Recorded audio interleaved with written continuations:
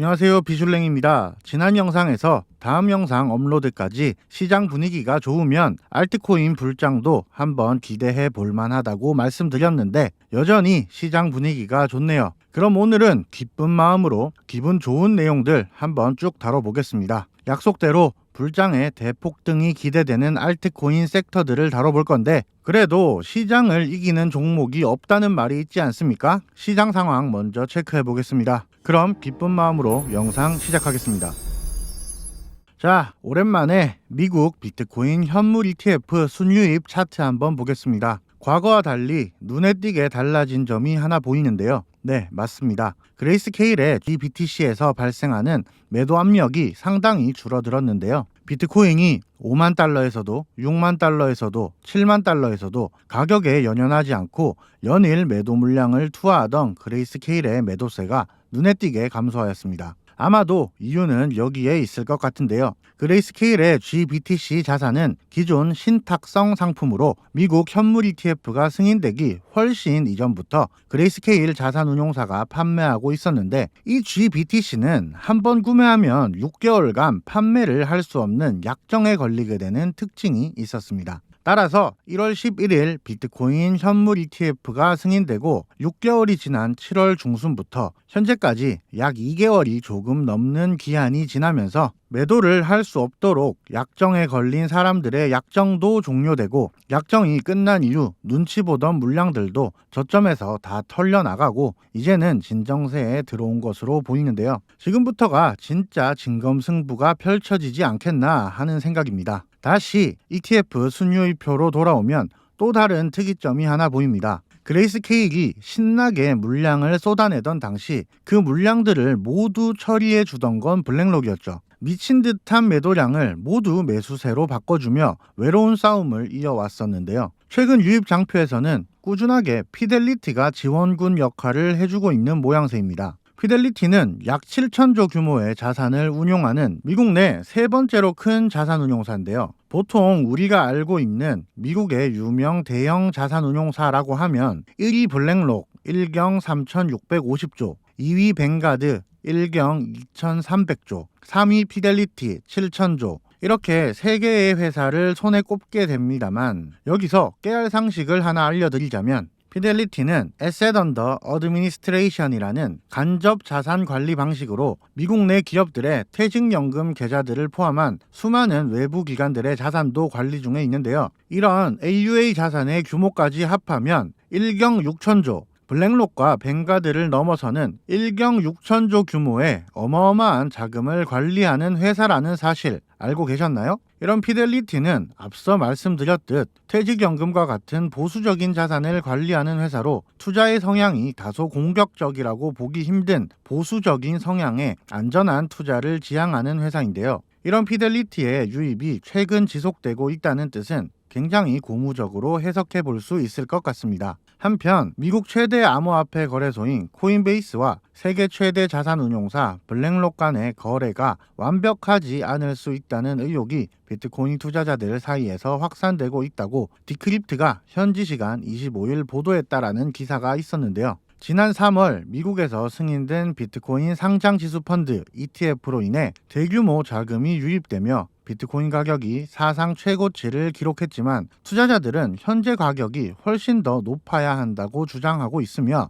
이들은 코인베이스가 블랙록을 포함한 대부분의 비트코인 ETF를 위해 요청된 비트코인을 실제로 구매하지 않고 대신 IOU 또는 페이퍼 비트코인을 발행하고 있다고 비판했다라고 여론이 들끓고 있다는 이야기인데 무슨 얘기냐? 정리하면 이렇습니다. 블랙록 너네 비트코인 매번 겁나 매수했다고 얘기하는데 비트코인 가격은 왜 그대로인 건데 매수 안 하고 했다고 뻥치는 거 아니야? 코인베이스랑 같이 한패잖아. 안 사놓고 샀다고 거짓말하는 거지? 라는 의혹이 생기고 있다는 뜻인데 충분히 합리적인 의심이 맞죠. SEC, 미국 증권위원회에서 비트코인 현물 ETF를 승인해줄 당시 비트코인 ETF 수량만큼 운용자는 현물 비트코인을 보유할 것이라고 규정했고, 규정대로 비트코인을 매수하여 현물을 잘 보유하고 있는가를 관리하는 것을 전적으로 나스닥 상장 암호화폐 거래소인 코인베이스에게 권한을 역임하였는데, 이런 코인베이스가 블랙록의 악행을 눈감아 주었다는 의심,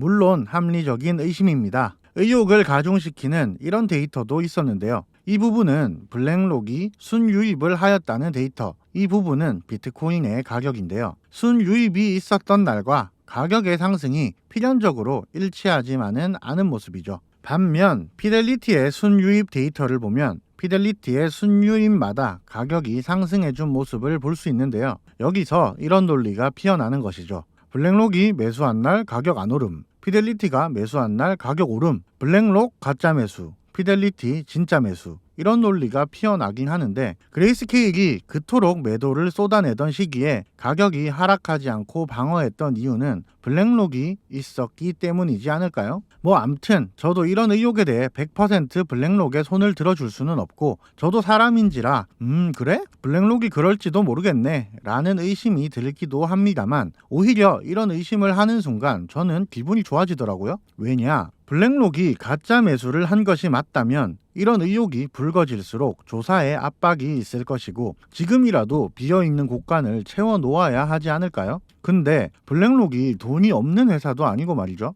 블랙록 없이도 이렇게 가격 방어를 잘 해낸 비트코인이라면, 여기서 만약 저 이슈가 사실이라 블랙록이 비트코인을 실제 매수하기 시작한다면 그 매수 압력은 불장으로 가는 터널을 뚫어줄 원동력이 되지 않을까 하는 생각이 들더라고요. 네, 어디까지나 저의 개인적인 인사이트를 전하는 것이고, 블랙록, 피델리티, 뱅가드 등등 이런 손에 꼽는 대형 자산 운용사들은 눈앞의 수익보다도 수십 수백 년간 이어온 본인들의 명성에 금이 가는, 소위 말하는 짜치는 행동은 하지 않았을 거라는 생각을 해봅니다. 자, 루머는 루머일 뿐 찌라시를 가지고 깊게 파고드는 건 사실 에너지 낭비이지 않겠습니까? 오피셜한 내용을 살펴보시죠. 최근 시티뱅크 그룹에서 패밀리 오피스를 대상으로 한 설문조사에서 가상자산에 대한 관심도가 높다는 조사 결과가 나왔는데요. 패밀리 오피스란 보통 부의 보존과 세대 간 재산 상속을 효율적으로 관리하는 데 중점을 둔 그룹을 뜻하는데요. 즉 3대가 부자인 가문들을 얘기하는 거죠.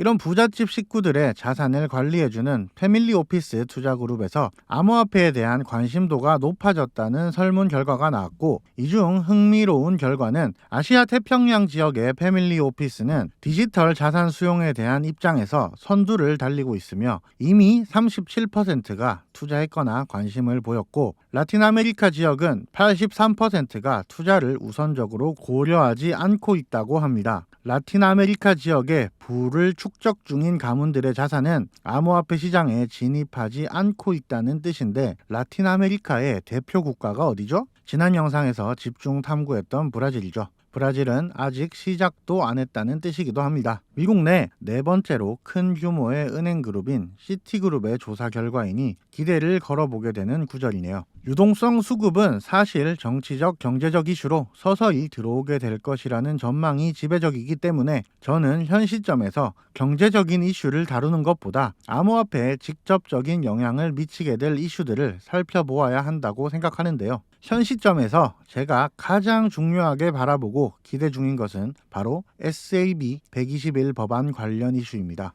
SAB 121이란 바이든과 게리 겐슬러의 환상의 콜라보가 만들어낸 거대한 암호화폐 시장의 똥인데, 현재 이 이슈에 대해 말씀드리기 위해 위의 법안에 대해 자세히 설명 한번 드리고 가겠습니다. 법안의 취지는 이렇습니다. 고객의 암호화폐 자산을 보관하는 회사들에게 이를 회계상 부채로 기재하도록 요구하는 지침인데요. 무슨 뜻이냐? 빗썸에서 활동하던 A라는 고객이 업비트로 1000억 원치의 비트코인을 전송했습니다. 그럼 업비트는 1000억 원이라는 고객의 비트코인을 보관 중인 거래소이기에 회계상 1000억 원의 부채가 추가된다는 뜻이죠. 천억 원치의 비트코인을 언제든 고객이 인출을 요구할 시 돌려주어야 한다는 입장이니 빚을 천억 원 지고 있는 거나 마찬가지라는 뜻인데, 이 경우에 업비트는 추후 사업 확장을 위해 외부에서 투자를 유치하거나 대출을 일으킬 시 자본 수익 대비 부채가 상당히 높은 것으로 측정될 것이고 사업에 좋지 못한 영향을 미치게 될 확률이 발생하는 것이죠.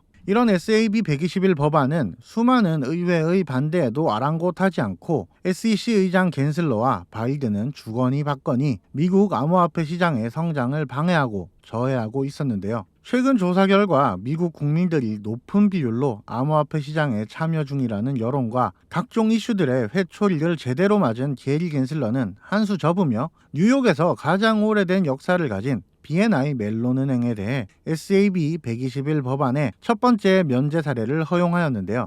허가가 떨어지기 무섭게 BNI 멜론은 미국 비트코인, 이더리움 현물 ETF의 자산관리 파트너로 도전장을 제출하였습니다. 앞서 말씀드렸던 내용과 일맥상통한 것인데, 현재 SEC가 허가한 규제에 따르면 미국 비트코인 현물 ETF를 운용하는 자산운용사들은 유입된 ETF 자금과 1대1 비중의 현물 자산을 보유하여야 하고, 이렇게 구매된 비트코인 자산은 코인베이스만이 보관, 관리하도록 허가했던 독점 시스템에서 이제는 BNI 멜론과 같은 기존 전통 은행 기관들도 보관 관리, 커스터디 사업에 파트너로서 뛰어들게 되는 것이죠. 이건 꽤나 큰 나비 효과를 불러일으킬 수 있는데요. 현금, 부동산, 채권과 같은 자산을 은행에 보관하는 서비스에 비해 암호화폐를 보관 관리해주는 서비스는 아직 제도권에서 불안정한 암호화폐의 특성상 더 많은 보안 관리 요소가 필요하기에 높은 수수료를 받으며 서비스를 개시하고 있었습니다. 코인베이스가 독점하던 시장에서 BNI 멜론을 시작으로 사업자들이 늘어나게 되면 경쟁이 심화될 것이고, 경쟁 속에 당연 보안관리 커스터디 서비스의 퀄리티도 높아지며 수수료 또한 점진적으로 낮아질 가능성이 높아지게 되겠죠. 커스터디 서비스의 신뢰도가 높아지면 고객들의 암호화폐 거래에 대한 거부감이 감소하게 되고, 이는 시장 유입을 촉진시키며 수수료가 낮아지게 된다면 블랙록 피델리티와 같은 ETF 운용 기관들은 부대 비용이 감소하기 때문에 ETF를 중개하는 데 있어 수익성이 높아지게 되며 공격적인 마케팅을 통해 시장에 상품을 알리게 될 수 있습니다. 또한 미국 시장은 지난 역사를 살펴보았을 때 선례라는 것을 굉장히 중요시하는 경향이 있는데요. 대표적으로 최근 미국 대선에 화두가 되고 있는 여성 임신 중절 수술에 대한 판례인 1973년 로데웨이드 판결은 해당 사건의 선례로 오랜 시간 미국 사회에서 중요한 기준으로 작용하였고, SEC와 리플의 소송은 SEC가 먼저 제기한 소송에서 패배했던 선례가 거의 없기에 리플의 승리라는 선례를 남기지 않기 위한 기나긴 싸움을 이어가는가 하면, 비트코인 현물 ETF 승인 시에도 하나의 증권사를 승인해주면 다른 증권사들도 공평하게 승인을 해주어야 한다는 취지의 수많은 자산운용사들이 한날 한시에 동시에 ETF 승인이 이루어졌던 것을 기억하실 겁니다. 이렇듯 미국이란 국가에 있어 선례가 가지는 의미는 법률, 정치, 문화 등 매우 다양한 분야에서 사회 깊게 뿌리내려 있는데요. BNI 멜론의 SAB 121 법안 예외 적용 선례는 사실상 SAB 121 법안은 이제 유명무실한 법안이 되어버렸다고 보아도 될 정도의 중요한 사실입니다. 요약 한번 할게요. 위 내용들을 간단히 정리해보면 SAB 121이라는 개똥같은 법안이 존재했었고 미국 코인 시장의 성장 을 방해해 왔었는데, 얼마 전 BNI 멜론 은행이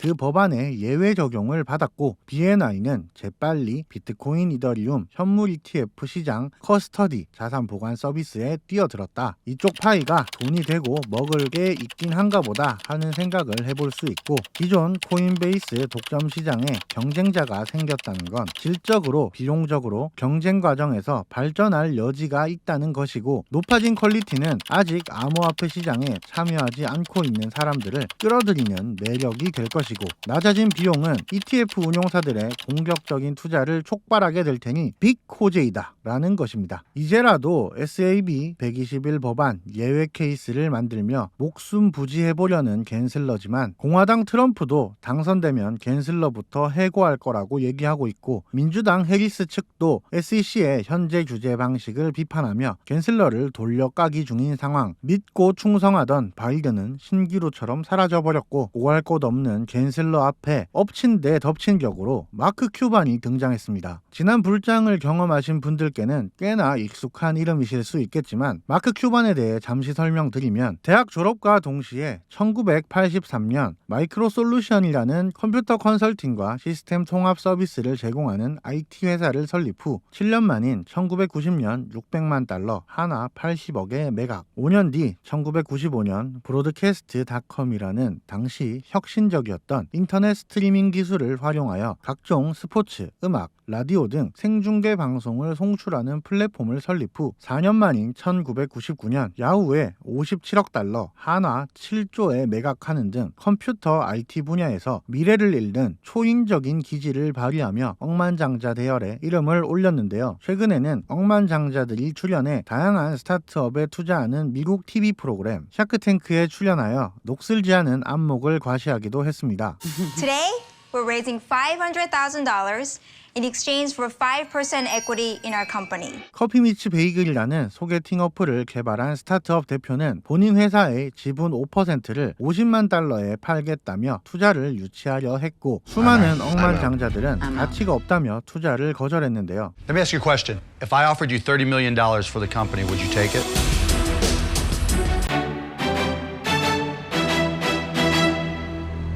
No.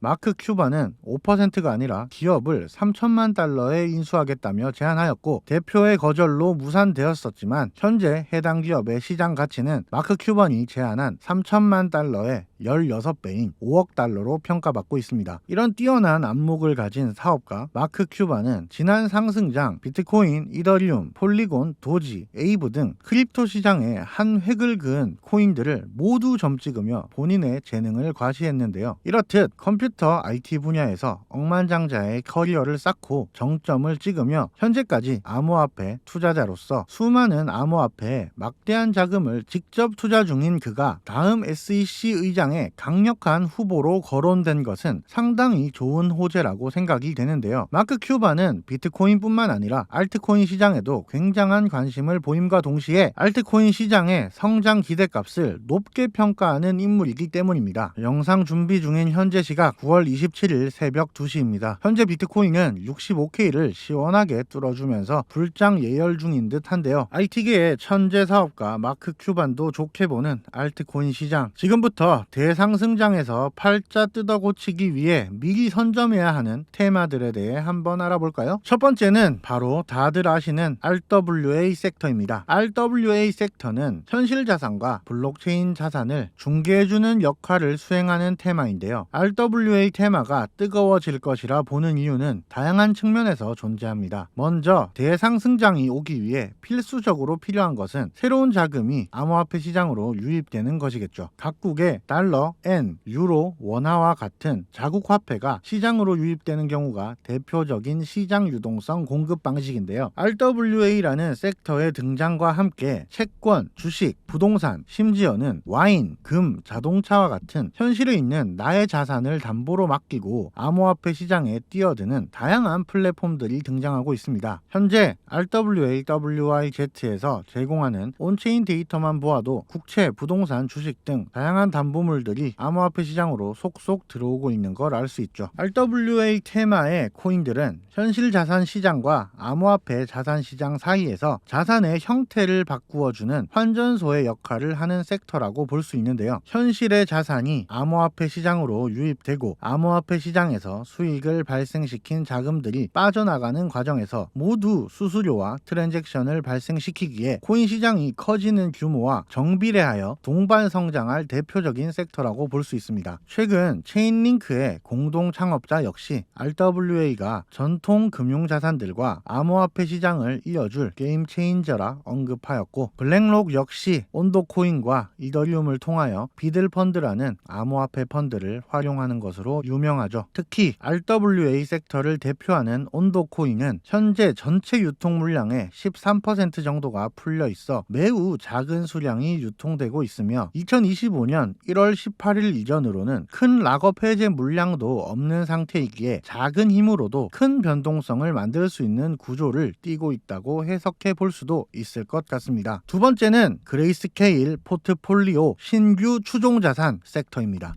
과거 불장을 경험해 보신 분들이라면 대부분 공감하시는 내용이라 생각되는데요. 베이직 어텐션 토큰, 비트코인 캐시, 체인링크, 디센트럴랜드, 이더리움 클래식 등 그레이스케일의 선택을 받은 알트코인들은 상승장 때 다른 알트코인들에 비해 특히나 강력한 퍼포먼스를 보여주었는데요. FTX 파산 사태로 소멸 직전에 놓였던 솔라나 역시 25배라는 말도 안 되는 상승을 보여주며 왕좌를 되찾았죠. 최근 그레이스케일은 비트코인 이더리움 ETF에서 많은 물량을 덜어내며 포트폴리오를 리밸런싱하는 모습이었고, 최초의 암호화폐 신탁기관답게 알트코인 포트폴리오를 새롭게 구성했습니다. 아발란체, 메이커다오, 니어 프로토콜, 스택스, 수이 등 레이어 1, 2 플랫폼과 비트코인 생태계, RWA까지 다방면에서 포트폴리오를 확장 중인데요. 암호화폐 시장 조상님격인 그레이스케일의 정보력이라면 한번 믿고 따라가 볼 만하지 않을까요? 그레이스케일 포트폴리오 신규 편입 종목 중 눈에 띄는 종목은 스택스와 니어, 수이인데요. 기존 라이브 피어, 라이트코인, 이더리움 클래식 등 9버전 포트폴리오 종목들에 비해 운용 중인 자산 규모가 현저히 작은 모습입니다. 새롭게 편입한 종목들의 운용 규모가 현저히 작은 수준이라는 뜻은 추후 운용 자산 비중을 늘리는 과정에서 그레이스케일의 매수세가 개입될 가능성은 기정사실화 되어 있다고 보는 게 맞지 않을까요? 마지막 세 번째 섹터는 블록체인 인프라입니다. 폭발적인 상승을 보여주는 종목을 쫓는 가장 쉬운 방법은 세력과 같은 배에 탑승하는 게 아닐까요? 지금 보시는 사진은 최근 1년간 가장 많은 암호화폐 프로젝트에 자금을 투입한 벤처 캐피탈들의 리스트인데요. 최근 1년 동안 적게는 40개에서 많게는 90여 개의 프로젝트에 벤처 캐피탈들은 수억에서 수백억의 자금을 던져 넣으며 알트코인 생태계에 베팅했습니다. 최근 1년간 왕성한 투자 활동을 펼친 벤처 캐피탈들의 투자 내역을 제가 한번 살펴보았는데요. 큰 규모의 자금 라운드를 거친 알트코인 프로젝트들의 공통점은 블록체인 인프라와 게임파이입니다. 이제는 블록체인 기술로 인해 수많은 어플리케이션과 네트워크들이 작동하는 시기, 가장 시각화가 빠른 게임 섹터와 수많은 체인들을 이어줄 인프라 형성에 관련된 프로젝트들이 다음 먹거리라 판단하고 기관들은 베팅 중에 있는 것으로 보이는데요. 하지만 비교적 최근에 베팅한 프로젝트들이라 아직 상장까지 진행된 코인들은 눈에 띄게 보이는 것이 없습니다. 상장 초기에 평가절하된 코인들을 탑승하는 전략은 비교적 작은 금액으로 큰 기대값을 노리는 투자가 되곤 하는데요. 해당 섹터의 유망한 코인들은 정보가 발견되는 대로 텔레그램 정보 채널에 공유드리도록 하겠습니다. 영상 대본화 작업을 마치다 보니 벌써 아침 6시가 넘어가고 있네요. 조만간 라이브 방송을 통해 오늘 공개된 알트코인 유망 섹터 탑3에 대한 디테일한 부연 설명과 공개하지 않은 히든 테마 한 가지에 대해 다루는 시간을 마련해 보겠습니다. 최근 영상 업로드 텀이 많이 늦어지고 있는데요. 구독자 여러분들을 위한 비트코인, 알트코인, 가치 분석 기법과 블록체인 전반에 대한 공부를 하실 수 있는 영상을 시리즈물로 제작 중에 있습니다. 총 40여 편 분량의 컨텐츠를 비슐랭 채널 본 영상과 병행 작업하다 보니 메인 영상 업로드가 조금씩 밀리고 있네요. 40여 편의 영상을 모두 완료 후에 커뮤니티에 무료로 배포 예정입니다. 기대 많이 해주시고요. 오늘 영상 요약하겠습니다. 그레이스케일의 비트코인 매도 압력이 한풀 꺾인 듯하고 꾸준히 매수해주던 블랙록과 더불어 세계 최대 자산 운용사의 하나인 피델리티가 본격 참전하는 모양새다. 미국 내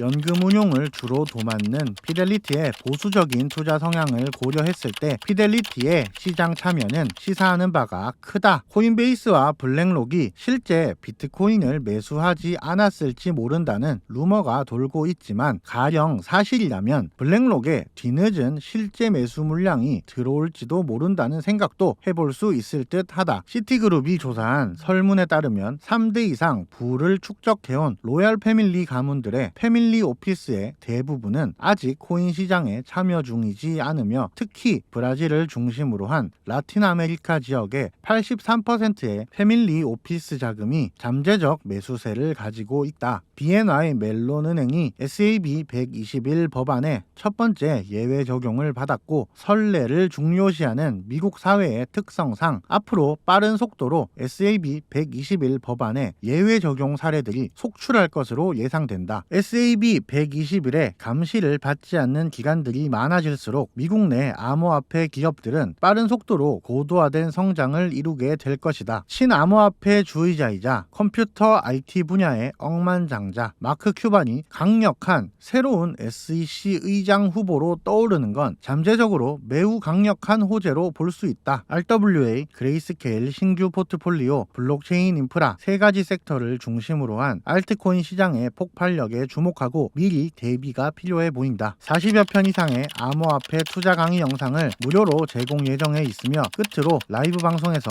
위 내용들은 디테일하게 한 번 더 다룰 예정이니 참석하셔서 좋은 정보 얻어가시길 바랍니다. 오랜만에 촬영하는 영상이다 보니 정말 하고 싶은 말이 너무 많은데 너무 횡설수설한 건 아닌가 모르겠습니다. 긴 시간 시청 감사드리고요. 다음 영상까지 채팅방에서 뵙겠습니다. 비슐랭이었습니다.